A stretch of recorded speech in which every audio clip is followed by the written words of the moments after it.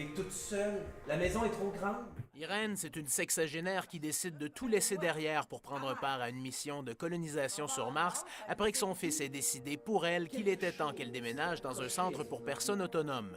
Il faut que tu t'en ailles dans une résidence pour personnes autonomes, il faut que tu commences à y penser. Puis elle dit, mais je suis pas fini, j'ai un avenir, et cet avenir-là, ça va être d'aller sur Mars. Et là, le fils, il fait, ben voyons, c'est complètement ridicule. Pas complètement pourtant, puisqu'Irène fera partie des finalistes pour la mission de colonisation.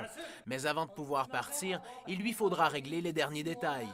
La succession, les deuils inévitables qu'amène son départ et l'incompréhension de ses proches face à un choix irréversible. Lui, il est veuf aussi, elle est veuve aussi.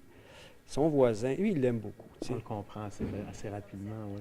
Il est inquiet, il essaie de... Puis en même temps, lui aussi, c'est pas un verbomoteur. C'est un gars bien terre-à-terre. Si Irène considérait parfois son existence futile avant de prendre la décision de partir, l'importance que cette dame a auprès de son entourage devient rapidement évidente.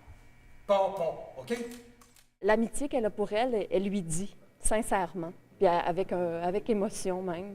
Puis à ce moment-là, c'est un moment que j'aime beaucoup dans la pièce. Je trouve que c'est un moment très juste que Jean-Philippe a écrit. Puis ça coupe un peu aussi du reste de mon personnage qui, dans la pièce, est assez rough. À travers la pièce, l'auteur Jean-Philippe Lehoux parvient à aborder des thèmes difficiles comme la mort, le sens de la vie, le sentiment d'abandon et de futilité lié au vieillissement, sans que la pièce ne devienne trop sombre ou tragique pour autant. Il y a une lucidité dans ça aussi par rapport à la vieillesse, par rapport à la maladie, par rapport à la manière d'appréhender cette période-là de sa vie. Il y a une grande lucidité.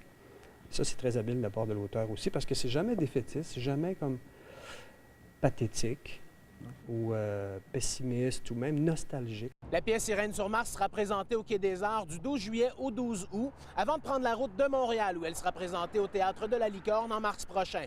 Claude Rivet, Carleton-sur-Mer.